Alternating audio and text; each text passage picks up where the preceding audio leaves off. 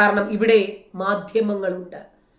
ഈ മാധ്യമങ്ങളിൽ നിന്നുമാണ് നമ്മൾ കൃത്യമായി കാര്യങ്ങൾ മനസ്സിലാക്കുന്നത്. ഇത് ഇസ്ലാം മത ഭീകരതയാണ് എന്ന് ഉറപ്പാണ്. കാരണം സിപ്ലൈൻ ഓപ്പറേറ്റർ അല്ലാഹു അക്ബർ എന്ന് വിളിക്കുന്നു, ഒരാൾ മരിച്ചു വീഴുന്നു. അടുത്ത അല്ലാഹു അക്ബർ പറയുമ്പോൾ 2 പേര് മരിച്ചു വീഴുന്നു. ഈ അല്ലാഹു അക്ബറിന് മതമുണ്ടോ? ഉണ്ടോ? ഉണ്ട്. അതാണ് ഇസ്ലാം. അതാണ് ഇസ്ലാം. കോഴിക്കോട് ദർശന തിയേറ്ററിൽ ടർബോ സിനിമ ഇറങ്ങിയ സമയത്ത് മമ്മൂട്ടിയുടെ ചിത്രം കാണിച്ചപ്പോൾ ആരോ ഫാൻസ് അല്ലേ തലയ്ക്ക് പിടിച്ച് മദ്രസ പോട്ടൻ അല്ലാഹു അക്ബർ എന്ന് വിളിച്ചപ്പോൾ എന്തുകൊണ്ടാണ് ആ സിനിമാ തിയേറ്റർ ശൂന്യമായത്? എന്തുകൊണ്ടാണ് ആ സിനിമാ തിയേറ്ററിൽ ഉടൻ തന്നെ ബോംബ് സ്ക്വാഡും ഡോഗ് സ്ക്വാഡും എത്തിയത്? എന്തുകൊണ്ടാണ്? അല്ലാഹു അക്ബറിനെ എന്തുകൊണ്ടാണ് ജനങ്ങൾ ഇന്ന് ഭയപ്പെടുന്നത്? അല്ലാഹു അക്ബർ എന്ന് പറയുമ്പോൾ ചുറ്റുമുള്ള മനുഷ്യർ ജീവനും കൊണ്ട് പലായനം ചെയ്യുന്നത് എന്തുകൊണ്ടാണ്? മക്കളെയും കുട്ടികളെയും വേണ്ടപ്പെട്ടവരെയും പെറുക്കിയെടുത്ത് ജീവൻ മരണ പാച്ചിൽ പായുന്നത് എന്തുകൊണ്ടാണ്? ഹമാസ് ഭീകരർ ഇസ്രയേലിലേക്ക് നുഴഞ്ഞു കയറി ജീവനോടെ കൊച്ചു കുഞ്ഞുങ്ങളെ കുഴിയിലിട്ട് മൂടിയപ്പോഴും ഇസ്രായേൽ സ്ത്രീകളെ 1400ഓളം ആളുകളെ അവരുടെ തലയിലും നെഞ്ചിലും നിറയൊഴിച്ചപ്പോഴും അവരും വിളിച്ചത് അല്ലാഹു അക്ബർ ആയിരുന്നു. ഐസിസ് ഭീകരരും വിളിക്കുന്നത് അല്ലാഹു അക്ബർ എന്ന് തന്നെയാണ്. എന്നിട്ട് അല്ലാഹു അക്ബർ എന്ന് പറഞ്ഞ് മുസ്ലിം ഭീകരർ ഇവരെ കൊന്നിട്ട് മുസ്ലിങ്ങളെ പറയാൻ പാടില്ല, ഇതിനകത്ത് മുസ്ലിങ്ങളെ പറയരുത് എന്ന് പറയാൻ നിങ്ങൾക്ക് എന്ത് റൈറ്റ്സ്?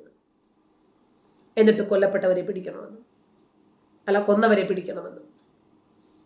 എന്തായിരുന്നാലും നിങ്ങൾക്ക് പറയാൻ ഭയമുണ്ടെങ്കിൽ ഇനി ഈ സമൂഹത്തിൽ ജീവിച്ചു പോകാൻ പ്രയാസമായിരിക്കും സത്യം തുറന്നു പറഞ്ഞാൽ എന്ന് നിങ്ങൾക്ക് തോന്നുന്നുണ്ടെങ്കിൽ നിങ്ങളത് പറയണമെന്ന് യാതൊരു നിർബന്ധവുമില്ല. പക്ഷേ ഞങ്ങളോടത് പറയരുത് എന്ന് പറയാൻ നിങ്ങൾക്ക് പറ്റില്ല. അത്രേ നമുക്കുള്ളൂ. ഇന്ന് വേറൊരു വാർത്ത നിങ്ങൾ കണ്ടിരുന്നോ? 2005 നടന്ന ഒരു സംഭവത്തെ കുറിച്ചിട്ട് വലിയ രൂപത്തിലൊരു വാർത്ത ഉണ്ടായിരുന്നു. മോനെ, വലിയൊരു വാർത്ത. അതായത് പൂനെ സ്വദേശിയായിട്ടുള്ള വിശാൽ യാഹു ചാറ്റാണ് അവിടെ പേര് വിശാൽ എന്ന് അറിയപ്പെടുന്നത്. ഈ കുട്ടികളെ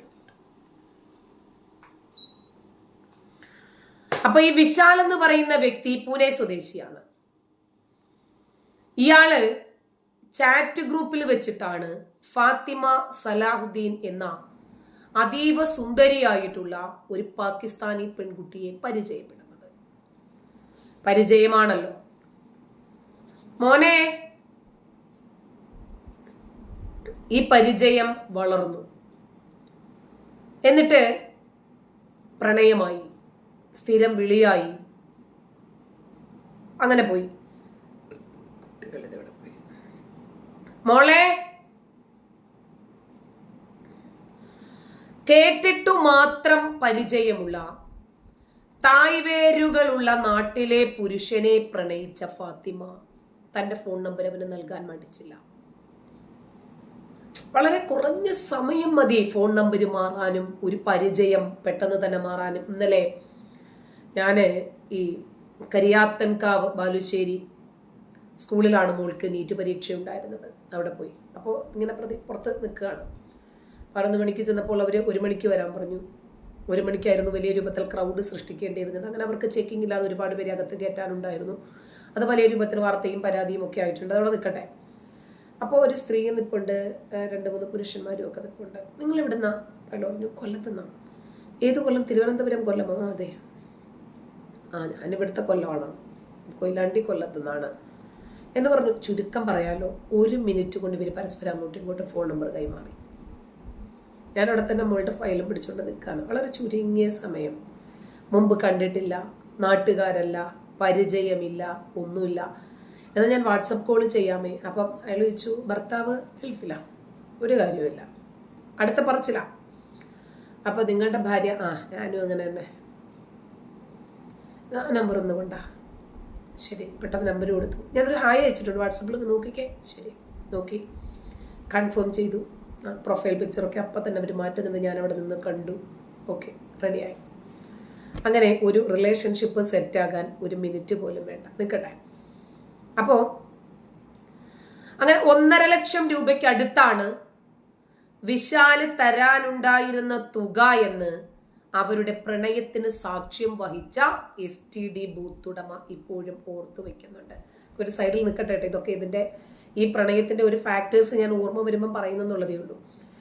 അങ്ങനെ കാര്യങ്ങൾ വളരെ വേഗമാണ് മാറി മറിഞ്ഞത്. അതങ്ങനെയാണല്ലോ, അണ്ടിയോട് അടുക്കുമ്പോഴാണ് മാങ്ങയുടെ പുളി അറിയുക. കത്തെഴുതാനും പുറത്തുനിന്ന് ചാറ്റ് ചെയ്യാനും വിളിച്ച് സംസാരിക്കാനും ഒക്കെ വളരെ എളുപ്പമായിരിക്കും. അടുത്ത് കഴിഞ്ഞാൽ പിന്നെ ഇത്രയേ ഉള്ളൂ എന്ന് മനസ്സിലാവും. അങ്ങനെ ഇവരുടെ ബന്ധം വളരെ പെട്ടെന്ന് തന്നെ ഫാത്തിമയുടെ പിതാവ് സലാഹുദ്ദീൻ അറിയുന്നു. ശത്രുരാജ്യത്തിലെ ഒരുത്തന്, അതും ഒരു കാഫിറിന്, തൻ്റെ മകളെ നൽകാനോ? നടക്കില്ല. ആർമി ഉദ്യോഗസ്ഥനായിരുന്ന സലാഹുദ്ദീൻ എന്ന പിതാവ് തീർത്ത് പറഞ്ഞു, മോളെ ഇത് നടക്കില്ല. കാര്യങ്ങൾ അദ്ദേഹത്തെ കണ്ട് നേരിൽ പറഞ്ഞ് ഉറപ്പിക്കുന്നതിന് വേണ്ടിയിട്ട് വിശാല് പാകിസ്ഥാനിലേക്ക് പോകാൻ തീരുമാനിക്കുന്നു. വിസ റിജക്റ്റ് ചെയ്യപ്പെട്ടു, പോകാൻ പറ്റിയില്ല. നിരന്തരം ഇവര് പരസ്പരം അങ്ങോട്ടും ഇങ്ങോട്ടും സന്ധി സംഭാഷണങ്ങൾക്കൊടുവില് തൻ്റെ സുഹൃത്തിന്റെ നമ്പര് സലാഹുദ്ദീൻ വിശാലിന് കൊടുക്കുന്നു. അങ്ങനെ ഉന്നത ബന്ധങ്ങൾ ഉണ്ടായിരുന്ന ആ സുഹൃത്ത് വിശാലിന്റെ വിസ ശരിയാക്കി കൊടുക്കുന്നു. വിശാൽ പാകിസ്ഥാനിൽ എത്തുന്നു. മധ്യസ്ഥ സംഭാഷണത്തിന്റെ അവസാനം മതം മാറിയാൽ തന്റെ മകളെ വിവാഹം ചെയ്തു നൽകാമെന്ന് സലാഹുദ്ദീൻ സമ്മതിക്കുന്നു. വിവാഹശേഷം ലണ്ടനിൽ ഒരു വീടും അവിടുത്തെ കമ്പനിയിൽ ഉന്നത ഒരു ജോലിയും അദ്ദേഹം മരുമകനോട് വാഗ്ദാനം ചെയ്തു, വിശാലിനോട്. കാലം കുറെ കഴിഞ്ഞു പോയി. ഇതിനിടയ്ക്ക് 2 തവണ വിശാല് പാകിസ്ഥാനിലേക്ക് പോകുന്നുണ്ട്. അവസാന സന്ദർഭത്തിൽ മടങ്ങി വരുമ്പോൾ വിശാലിനെ ഇന്ത്യൻ ഇന്റലിജൻസ് ഉദ്യോഗസ്ഥർ പിടികൂടുന്നു. അവന്റെ കയ്യിലുണ്ടായിരുന്ന ബാഗിൽ നിന്ന് ചില സീഡികളും പ്രധാനപ്പെട്ട വിവരങ്ങളും അവർ കണ്ടെത്തുന്നു. നാഷണൽ ഡിഫൻസ് അക്കാഡമി, നാവികസേനയുടെ ആസ്ഥാനം, പ്രധാനപ്പെട്ട ക്ഷേത്രങ്ങൾ, ബോംബെയിലെ മറ്റ് അനുബന്ധ സൈനിക സ്ഥാപനങ്ങളുടെയൊക്കെ ഫോട്ടോഗ്രാഫുകൾ, വീഡിയോകൾ, ഉന്നതരായ ഇന്ത്യൻ സൈനികരുടെ ചിത്രങ്ങൾ, അവരുടെ കോണ്ടാക്ട് ഡീറ്റെയിൽസ്, ഫാത്തിമയുടെ ഒരു ഫോട്ടോ, ഇതൊക്കെ ആ CD-യിൽ ഉണ്ടായിരുന്നു. അതോടുകൂടി ചാരവൃത്തി കേസിൽ വിശാല് അറസ്റ്റ് ചെയ്യപ്പെട്ടു. ഈ സംഭവത്തിന്റെ പിന്നില് പാക് ചാര സംഘടനയായ ISIയുടെ സാന്നിധ്യം, അദൃശ്യമായിട്ടുള്ള സാന്നിധ്യമുണ്ട് എന്ന് ഇന്ത്യൻ ഉദ്യോഗസ്ഥർ മണത്തറിയുന്നു. അന്വേഷണത്തിൽ കൃത്യമായി പ്ലാൻ ചെയ്ത് നടപ്പിലാക്കിയ ഒരു ലവ് ജിഹാദായിരുന്നു അത് എന്നവർക്ക് മനസ്സിലാകുന്നു. 9-ലധികം തവണ വിശാലിന് സലാഹുദ്ദീൻ പണം കൈമാറിയതിന്റെ രേഖകളും അന്വേഷണ സംഘം കണ്ടെത്തി. തന്റെ 2ാമത്തെ പാകിസ്ഥാൻ യാത്രയില് പാകിസ്ഥാൻ മിലിറ്ററി ഉദ്യോഗസ്ഥരുടെ വിശദമായ ക്ലാസ് തനിക്ക് ലഭിച്ചെന്നും ഇസ്ലാമിനോട് കൂടുതൽ അടുക്കാനും ഇന്ത്യയിൽ തീവ്രവാദ പ്രവർത്തനങ്ങൾ നടത്താനും അവർ പ്രേരിപ്പിച്ചു എന്ന് വിശാല് ഇന്ത്യൻ അന്വേഷണ ഏജൻസികളോട് കുറ്റസമ്മതം നടത്തുവാണ്. പക്ഷേ ഉദ്യോഗസ്ഥർ ശരിക്കും ഞെട്ടിപ്പോയത് ഫാത്തിമയുടെ പിതാവിന്റെ സുഹൃത്ത് ഡൽഹിയിലെ പാകിസ്ഥാൻ എംബസിയിലെ ഉയർന്ന ഉദ്യോഗസ്ഥനാണ് എന്നറിഞ്ഞപ്പോഴാണ്. കപ്പലിനകത്താണു കള്ളൻ കപ്പലിൽ തന്നെ എന്ന് പറയില്ലേ, അതുപോലെ ആ കള്ളനെയാണ് ഈ രാജ്യത്തിന്റെ താക്കോൽ ഏൽപ്പിച്ചത് എന്നതാണ് സത്യം. നിർഭാഗ്യമെന്ന് പറയട്ടെ, വിദേശകാര്യ മേഖലയിലെ നിയന്ത്രണങ്ങളും നിയമങ്ങളും കാരണം അവർക്ക് അയാളെ തൊടാൻ പോലും സാധിച്ചില്ല. ഒടുവിൽ ചെയ്ത തെറ്റിന് വിശാലു മാത്രം ശിക്ഷിക്കപ്പെട്ടു. അപ്പോഴും ഇയാളെ ഇതിന് പ്രേരിപ്പിച്ച, രാജ്യദ്രോഹം ചെയ്യുന്നതിലേക്ക് ഇയാളെ കൊണ്ടുവന്ന ആളുകൾ ശിക്ഷിക്കപ്പെടുന്നില്ല. നിമിഷ ഫാത്തിമയെ മതം മാറ്റിയപ്പൻ ഇപ്പോഴും തിരുവനന്തപുരത്ത് ബേക്കറി നടത്തി അടിച്ചു പൊളിച്ച് ജീവിക്കുവാണ്. മനസ്സിലാകുന്നുണ്ടോ മോനെ? കുട്ടികൾ. അപ്പൊ ലവ് ജിഹാദ് ഉണ്ടോ എന്നുള്ള ചോദ്യത്തിന് ഉത്തരം വർഷങ്ങൾക്ക് മുമ്പേ തന്നെ ഉണ്ട് എന്ന് തന്നെ ഉത്തരം നമുക്ക് ലഭിച്ചു കഴിഞ്ഞതാണ്. പക്ഷേ എന്തു പറഞ്ഞാലും എത്ര കിട്ടിയാലും സമ്മതിക്കില്ല എന്ന് വന്നാൽ എന്ത് ചെയ്യും? എത്ര തെളിവ് കിട്ടിയാലും ശരി, അംഗീകരിക്കില്ല.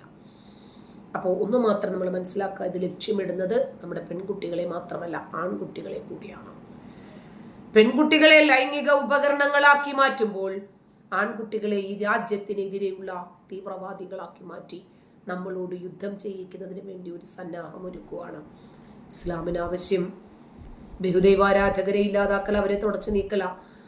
ആ ലക്ഷ്യം പൂർണ്ണമാകുന്നതുവരെ അവർ വിശ്രമമില്ലാതെ ജോലി ചെയ്യും. കാരണം അവർക്ക് അതിനകത്ത് വിശ്രമം ആവശ്യമില്ല. അവരുടെ ലക്ഷ്യമാണ് അവർക്ക് പ്രധാനം. ആ ലക്ഷ്യത്തിലേക്ക് എത്തിച്ചേരുന്നതിനു വേണ്ടി അവർ എന്തു മാർഗവും സ്വീകരിക്കും. അവരുടെ പ്രശ്നം ലക്ഷ്യമാണ്, മാർഗമല്ല. അതുകൊണ്ടാണ് നമ്മൾ പെൺകുട്ടികളെ മാത്രമല്ല ഈ വിഷയത്തിൽ നമ്മൾ സൂക്ഷിക്കേണ്ടത്. ഇപ്പോ എന്തായിരുന്നാലും ശരി, ഈ പഹൽഗാം ഭീകരാക്രമണത്തെ കുറിച്ചിട്ടാണല്ലോ നമ്മൾ സംസാരിച്ചുകൊണ്ടിരിക്കുന്നത്. ഒന്ന് ചിന്തിച്ചു നോക്കിക്കേ. ഈ പഹൽഗാം ഭീകരാക്രമണം നടന്നു. ഇനിയും ആ ഭീകരരെ പിടിച്ചെന്ന് വിചാരിച്ചോ, 8 പേരെ. എത്ര നേരമായി വിളിക്കുന്നു? ഈ ഫാൻ വന്നിട്ടെ, AC ഒന്ന് ഓഫ് ചെയ്യാൻ.